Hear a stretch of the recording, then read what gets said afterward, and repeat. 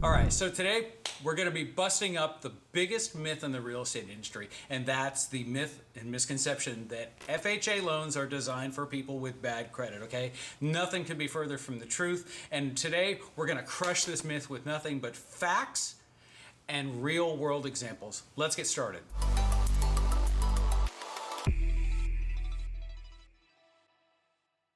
So the first thing we need to do is to kind of clear our heads of all the misconceptions that may be sitting around in here, and just to understand that mortgage programs such as FHA or conventional are nothing more than tools in a tool belt to help to get you the best financing that meets your lifestyle, okay?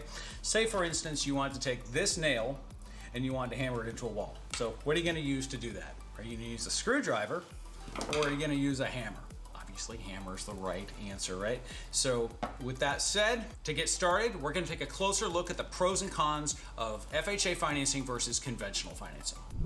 Key point number one, down payment minimum. So for FHA, it's always 3.5%.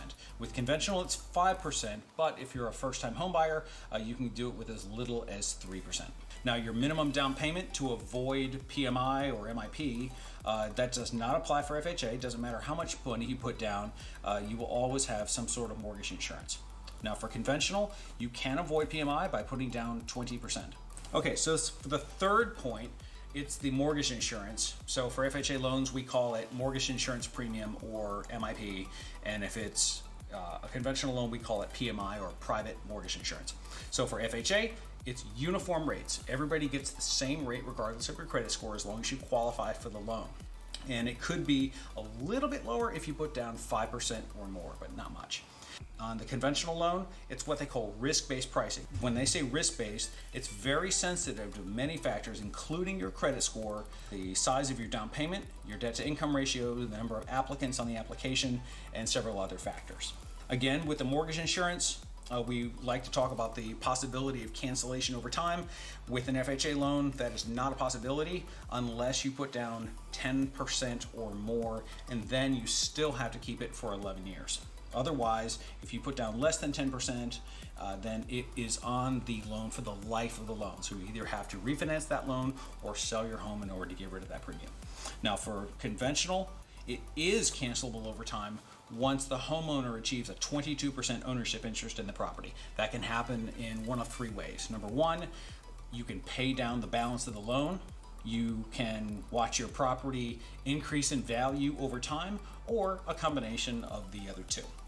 Now let's take a look at qualification, your debt to income ratio maximum. For an FHA loan, that goes all the way up to 57%, that is, of the calculated income on your application. Now on conventional loans, you can go up to 47, 49, and maybe right up to 50%, depending upon your overall financial profile. Next up is the maximum loan size. For most areas in Florida, FHA loans will grant up to a loan size of $331,760, and you can go up to $548,250. So if you're looking for a bigger size house, like in the 400s, 500s, and you don't quite have a 20% or 30% payment, then conventional is probably your best bet there. Eligible property types. They're almost all the same. You can do a single family home or townhome with relative ease on either of these. It gets a little dicey when it comes to condominiums if you're trying to do FHA financing. With condominiums, it's much easier to qualify with conventional financing.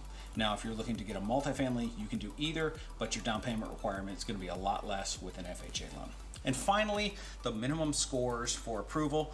To get an AUS or an automated underwriting approval, which is the gold standard for mortgage approval, you can do either with a 620. So again, this just kind of kills that myth even further that you would need FHA if you had a poor credit score, because that's obviously not the case.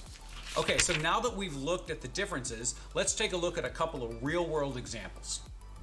For the first two examples, we're going to be looking at a $300,000 purchase price in the state of Florida with a single family home, and it's an experienced home buyer. In example one, the buyer has a 670 middle FICO score. So let's see how the numbers play out. So the minimum down payment for FHA is 3.5% or $10,500 in this example. Switching over to conventional, it's a 5% down payment or a $15,000 down payment. So you can see the down payment requirement's already lower for FHA. Let's look at the interest rate. Big difference here.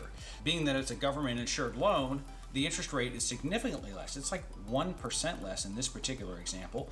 And let's see how it plays out in the monthly payment. It's $11.25 versus $12.40. Now look at the mortgage insurance. The mortgage insurance with FHA is not so sensitive to that credit score. They're kind of getting almost like one size fits all pricing, right? So the mortgage insurance is only $202 versus $307. That's over $100 more for conventional, simply because of the credit score. So all in all, the FHA loan saves the applicant $218 per month. Let's look at example 2. Everything's the same except the credit score is a 740 instead of a 670. Okay, let's see how these numbers play out. As you can see, really nothing changed with the FHA scenario. But let's switch over to conventional now. Still, your down payment requirement, 5% or $15,000. Interest rate is significantly lower versus the last scenario for conventional, but it's still not quite as low as FHA. But the monthly payment isn't too much different, right? It's actually just a little bit higher than the FHA, but now look at the mortgage insurance. Instead of $202, it's only $137. So that's a pretty big shift. When you compare the two, conventional is the clear winner here. Okay, it's saving about $28 a month, but more importantly, down the road, that mortgage insurance component, that $137 will eventually drop off the conventional loan, but it will not drop off the FHA loan. So again, if I were your loan originator and this were the scenario, I would be advising conventional every time. All right, so myth busted, right? FHA financing is not designed for people with bad credit. Far from it, I think you'd agree, right? It's just simply one of a few options that may or may not be the best choice for you. So be sure to share your goals and your lifestyle with your loan originator so that we can help you determine which particular program is going to be the best fit for you. That we can show you examples possibly in both ways, and then you make the right decision. Hope you enjoyed this video. Be sure to give it a like and a thumbs up. If you have a second, be sure to share it. And of course, if you're looking to purchase or refinance anywhere in the state of Florida, we'd love to help. I'm Derek Bisson. This is Unconventional Lending. Thanks and take care.